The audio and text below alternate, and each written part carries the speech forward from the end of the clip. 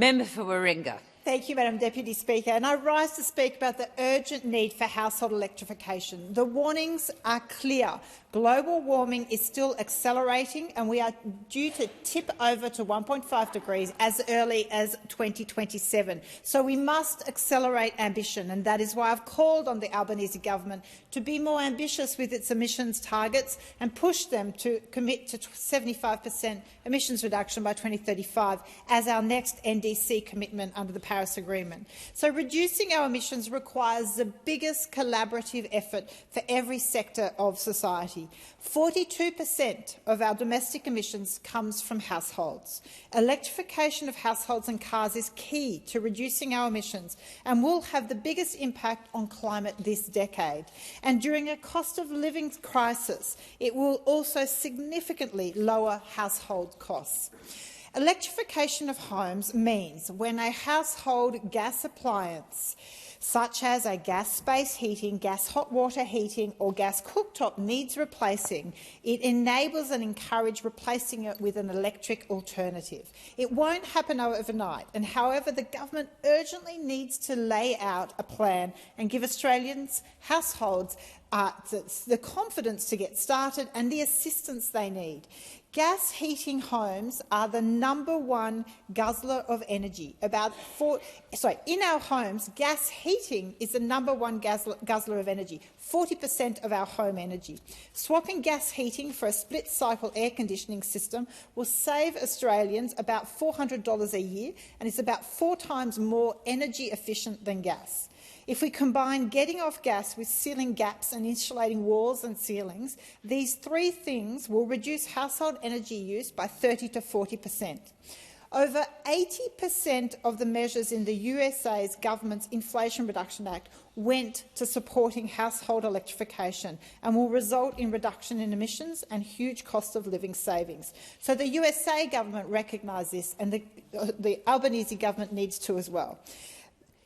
There are a number of ways in which this can be done as well. The Australian government should also come to the party with tax breaks and incentives, for example, for landlords, so that people that are renting or living in strata accommodation can also benefit to this transition off gas.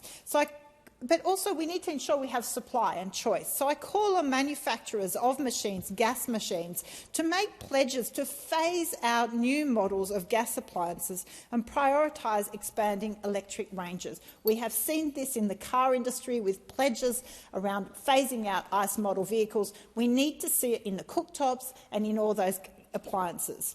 In Australia, we have the biggest uptake of rooftop solar in the world. Almost 1 in 3 homes has rooftop solar. That's 3.2 million households.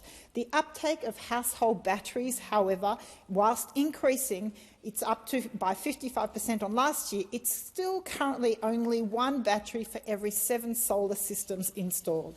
So this uptake in installing household batteries has been spurred by surging power prices, with Australians turning to solar and batteries to ease their dependence on the grid. But the obvious barrier is cost. A 10-kilowatt battery is around $10,000. So Australia needs to get an ambitious renewable energy storage target to drive that small-scale battery and complement capacity mechanism that was announced by the government. We could also look to support small-scale technology certificates. The knowledge that if 1 in 5 households that already have rooftop solar could also get batteries, we could already achieve 30% of our storage needs. Additionally, we need to look at heat pumps, community battery projects and vehicle-to-grid technology. Heat pump hot water systems work with rooftop solar to capture excess solar energy and turn it into hot water. It's like a home battery and it stores that excess energy for later use. Community batteries, the government has committed to some 400 batteries and we need to see that expand. Vehicle-to-grid technology is another energy storage option available to some EV owners. This technology allows an EV to be used to power your home. Some of the other areas, though, that we don't talk about enough that are incredibly important are our green building standards. We are behind, and that urgently needs to be reviewed and improved. We need to ensure we have incentives so that any homes built from now on are energy efficient and effective and climate resilient. Thank you. Member for Corangamite. Thank you very much, Deputy